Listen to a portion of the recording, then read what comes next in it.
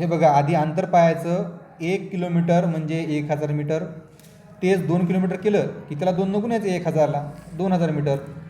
मग हे मीटर म्हणजे किती सेंटीमीटर? सेंटीमीटर म्हणजे तुम्ही स्केलपट्टी असते की नाही, सेंटीमीटर. एक स्केलपट्टी किती सेंटीमीटरची असते तुमची बारकी? छोटी स्केलपट्टी किती सेंटीमीटर आहे? कधी पाहिले की त्याच्यावर आकडे? छोट्या स्केलपट्टी 15. मग तसे 1 मीटर म्हणजे तसे 100 सेंटीमीटर. आणि 2 मीटर म्हणजे 200 सेंटीमीटर. च्या दुप्पट करायचं, 2 नको न्यायचं. आता वजनाचं पाहू, हे झालं अंतराचं. तुम्ही हे वजन पाहिलं असेल 1 किलोग्रॅम नावाचं, पाहिलं की नाही? 1 किलोग्रॅम. 1 किलोग्रॅममध्ये असतं की नाही, ग्राम असतं. तर काय असतं? मग 1 किलोग्रॅममध्ये किती ग्राम असतं माहिती आहे का? 1 किलोग्रॅममध्ये ग्राम म्हणजे छोटासा असतं एकदम. 1 किलोग्रॅम, 1 ग्रामचं तुम्ही सोनं करता की नाही, तसं 1 किलोग्रॅममध्ये असते 1000 ग्रॅम. किती ग्रॅम?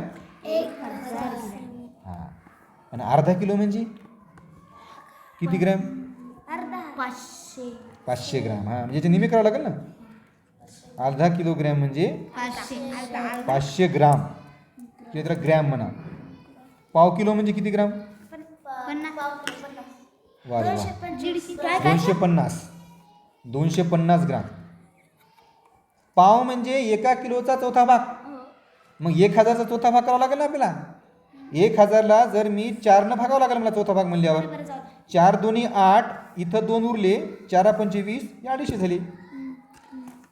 म्हणजे पाव किलो म्हणजे 250 ग्राम. तुम्ही बघा, पाव किलो पोहे मागले की ते माणूस काय करते माहिती आहे का?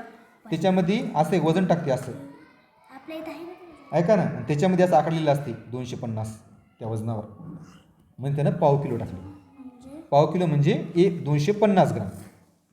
आता आपला छटाक, आपला रोजचा एक छटाक, तू म्हणली ना 50 ग्राम, ये व एक छटाक.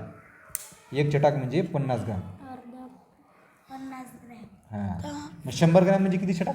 100 ग्रॅम म्हणजे 5. 2 छटाक. लोक मी